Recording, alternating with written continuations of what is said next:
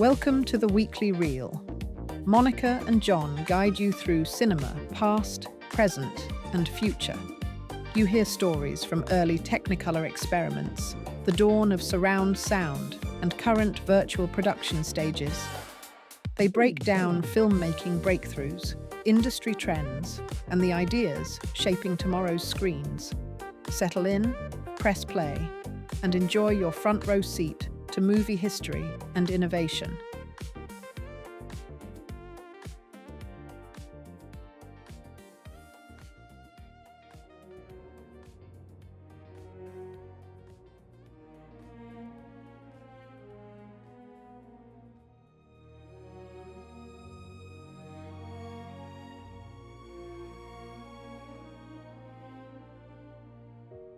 Hey there, and welcome to our audio documentary, War of the Worlds, the broadcast that fooled America. I'm Monica. And I'm John, and we're starting with a night that, let's be honest, pretty much changed everything we thought we knew about media's power. It's October 30, 1938. The mood across America is tense. Europe is on the brink of war. Radio is king. It's how families get their news, their music, and just as important, it's how they escape. So that night, people tune into their radios expecting a nice evening, some swing music, maybe a comedy show, and then bam, a special news bulletin cracks through the air, mysterious explosions on Mars. What followed was something few were ready for. The broadcast, an adaptation of H.G. Wells' science fiction novel, The War of the Worlds, played out like a series of live news alerts. So convincingly done, it tricked thousands into believing an alien invasion was underway. It's hard to imagine today, but the trust people had in their radios back then was basically total. The voice coming out of that speaker, that was the authority. And here's what makes it even wilder. This wasn't meant to cause panic. Orson Welles, a 23-year-old radio and theater prodigy, just wanted to try something bold, a new kind of storytelling. Well, he got that, and a whole lot more. The Columbia Broadcasting System and its affiliated stations present Orson Welles and the Mercury Theater on the air in The War of the Worlds by H.G. Wells.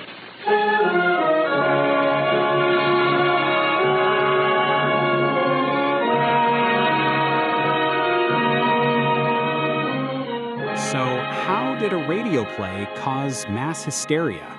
Let's break that down. Wells and his Mercury Theater team didn't start with monsters and lasers. They started with music, a smooth little dance band playing live. And then an interruption. Ladies and gentlemen, we interrupt this program to bring you a special bulletin. The magic came in the format. It wasn't a melodramatic radio play. It was crafted to sound like live breaking news.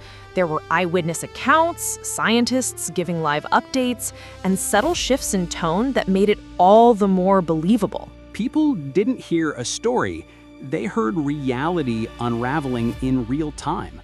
Imagine listening at home. No internet, no Twitter, just a voice calmly explaining that deadly heat rays are killing people in New Jersey. And let's be real, there was a genius in the timing and structure. Every fake bulletin layered fear on top of curiosity. Just enough suspense to keep people listening, and maybe, just maybe, forgetting to question whether it was even real. Orson Welles used the unique intimacy of radio to pull his audience into an alternate reality. It was more than drama. It was immersive, and it worked. Looking for captivating sci-fi stories that spark your imagination? Discover Whimsical Node on YouTube. Just search Whimsical Node or visit youtube.com/@whimsicalnode. Explore immersive audio adventures, from epic space dramas to reflective speculative tales. Subscribe now, hit the bell, and let Whimsical Node transport you to other worlds, one story at a time. Ladies and gentlemen, the director of the Mercury Theater and star of these broadcasts, Orson Welles. We know now that in the early years of the 20th century, this world was being watched closely by intelligences greater than man's, and yet as mortal as his own. We know now that as human beings busied themselves about their various concerns, They were scrutinized and studied, perhaps almost as narrowly as a man with a microscope might scrutinize the transient creatures that swarm and multiply in a drop of water. Let's talk about the aftermath. Because even though research suggests the panic wasn't quite as widespread as we've heard, the reactions were real and they were dramatic. We're talking about people calling police stations, families packing up and fleeing their homes, some even reporting smells or sights of things that weren't there. That's mass perception, shaped on the spot. Then came the press. Ironically, newspapers drove the panic to new heights. They printed front pages claiming America had been duped, ridiculing radio for its recklessness. But there was more going on beneath the headlines. Yeah, radio was stealing the spotlight from print, and this event gave the papers ammunition. See what happens when you trust radio. Chaos, fear, confusion. So it became this loop. Media shaping public perception and then reporting on the perception it had helped shape. If that doesn't feel incredibly current, I don't know what does. It all raised uncomfortable questions. How vulnerable are we, really, to being manipulated by the media? And if something sounds authoritative enough, will we always believe it? Do you hear it? It's a curious humming sound that seems to come from inside the object. I'll move the microphone nearer. Here. Now, we're not more than 25 feet away. Can you hear it now? Professor Pearson? Yes, Mr. Crow. Can you tell us the meaning of that scraping noise inside the thing? Possibly the unequal cooling of its surface. I say, do you still think it's a meteor, Professor? I don't know what to think. The metal casing is definitely extraterrestrial. Not found on this Earth. Friction with the Earth's atmosphere usually tears holes in a meteorite. This thing is smooth, and you can see its cylindrical Just a minute. shape. Something's happening. Ladies and gentlemen, this is terrific. This end of the thing is beginning to flake off. The top is beginning to rotate like a screw, and the thing must be hollow. He's moving! Keep back there! Keep back there! Keep those men back! Keep back there! Keep those idiots back! After the dust settled, big conversations happened in boardrooms and studios, because while Orson Welles claimed he never meant to deceive, well, intent doesn't cancel impact. Broadcasters across the country took notice. New standards were introduced for separating fiction from fact. Radio stations became more careful, and the federal government started paying closer attention to how mass communication affects public behavior. One thing that changed? Better labeling for fictional broadcasts. Emergency protocols had to be ironclad, so "this is just a story" became a more prominent disclaimer. It also opened up entire fields of study: media psychology, behavior during crises, emotional contagion. Essentially, a single Halloween radio play set off academic research that still continues today. And Welles? He apologized, sort of, but he was also catapulted into fame, not just as a director, but as a kind of symbol for what bold storytelling could do, even when it went too far. For better or worse, radio had grown up. Are you ready for stories that challenge your mind, spark your imagination, and leave you craving more? Welcome to the Narrative Core, your gateway to bold science fiction, mystery, and heart-pounding thrillers. From epic space operas to dark speculative tales, at The Narrative Core on YouTube brings cinematic storytelling to life with voice, music, and mood. Visit youtube.com/@thenarrativecore. Subscribe now and let the story pull you in. What makes the War of the Worlds story so lasting isn't just the twist ending or the panic. It's how eerily it predicts our present. Right. Today we face viral misinformation, AI-generated media, deep fakes that blur identity. Sound familiar? In 1938, a trusted voice on the radio could send shock through a nation.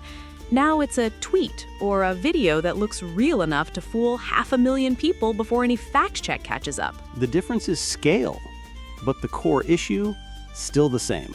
Media shapes perception, and perception shapes belief. And belief shapes action. As consumers of media, we have more power and more responsibility than ever before. So maybe that's the enduring takeaway from Wells's broadcast.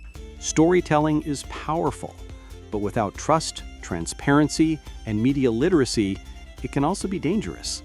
War of the Worlds wasn't just a radio show. It was a mirror reflecting our deepest fears and our willingness to believe. 85 years later, that mirror's only gotten more reflective. Thanks for listening. We're Monica and John, and this has been War of the Worlds, the broadcast that fooled America. This is Orson Welles, ladies and gentlemen. Out of character, to assure you that the War of the Worlds has no further significance than as the holiday offering it was intended to be. The Mercury Theater's own radio version of dressing up in a sheet and jumping out of a bush and saying boo. Starting now, we couldn't soap all your windows and steal all your garden gates. By tomorrow night, so we did the best next thing. We annihilated the world before your very ears and utterly destroyed the CBS. You will be relieved, I hope, to learn that we didn't mean it, and that both institutions are still open for business. So goodbye, everybody, and remember, please, for the next day or so, the terrible lesson you learned tonight. That grinning, glowing, globular invader of your living room is an inhabitant of the pumpkin patch, and if your doorbell rings and nobody's there, that was no Martian. It's Halloween.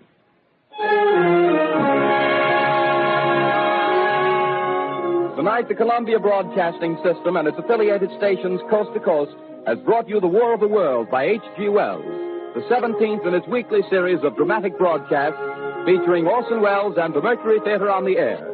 Next week, we present a dramatization of 3 famous short stories. This is the Columbia Broadcasting System.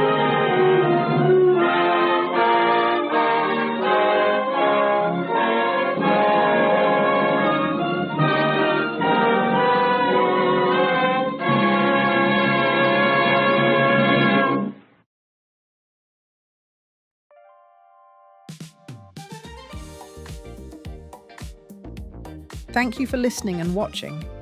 The podcast was produced by J. Carrell Jones and hosted by Monica and John. Your support is greatly appreciated. Please like and subscribe to our channel, Tachyon Node, on YouTube.